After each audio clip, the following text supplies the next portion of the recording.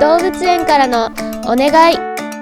園内でフラッシュ撮影をするのはやめてください。動物がびっくりしてしまいます。動物に餌を与えないでください。小さな子供がいたら譲り合って観覧してください。